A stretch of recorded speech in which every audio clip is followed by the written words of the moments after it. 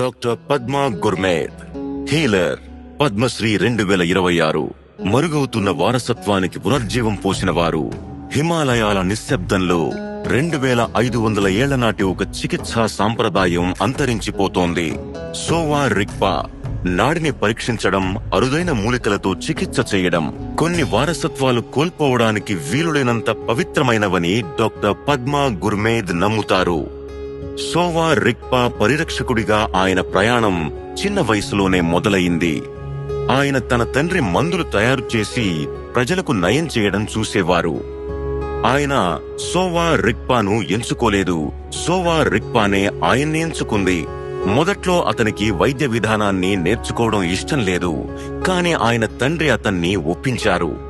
Doctor గుర్మేద్ ఈ వైద్య విధానాన్ని పునరుద్ధరించడానికి తన జీవితాన్ని అంకితం చేశారు. ఆయన సోవా రిగ్పాపై ఎన్నో పుస్తకాలు కూడా రాశారు. కానీ సాంప్రదాయాన్ని పరిరక్షించడం అంత సులభం కాదు. ఈ పద్ధతిని తిరిగి పునరుద్ధరించడం ఆరంభంలో ఒక అత్యంత సవాలుతో కూడిన పనిగా ఉండేది. ఇది భారతీయ వారసత్వం అని మన సొంత ప్రజలను ఒప్పించడం చాలా కష్టమైంది. ఏ విద్యార్థికైనా సోవా రిగ్పా ఒకప్పుడు చివరి ఎంపికగా ఉండేది. వ్యవస్థ అంతమైపోతోంది. కానీ ఆయన వదులుకోలేదు. డాక్టర్ గుర్మేద్ అనేక మంది సోవా రిగ్పా ప్రాక్టీషనర్స్ ని ఒకచోట చేర్చారు, కాన్ఫరెన్స్లు నిర్వహించారు, ప్రాచీన సాహిత్యాన్ని గ్రంథస్థం చేశారు. మన గౌరవనీయ ప్రధానమంత్రి గారికి ఆయన చేసిన అభ్యర్థన ఫలితంగా లేలో నేషనల్ ఇన్స్టిట్యూట్ ఆఫ్ సోవా రిగ్పా స్థాపించబడింది.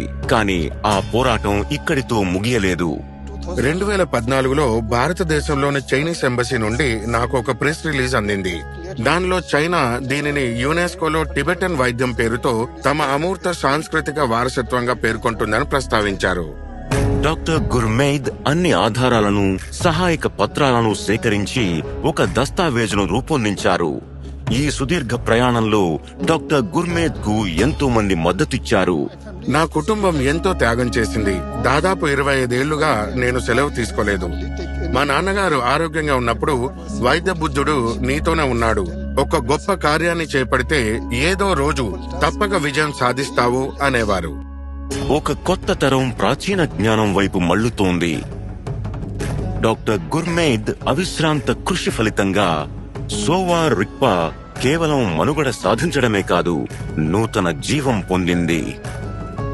ఒక వైద్యుడి కుమారుడు భారతదేశంలో సోవా రిగ్పాకు ఒక ప్రేరక శక్తిగా మారిన స్ఫూర్తిదాయక ప్రయాణం. డాక్టర్ పద్మా గుర్మేద్, పద్మశ్రీ 2026. శతకోటి వందనాలు.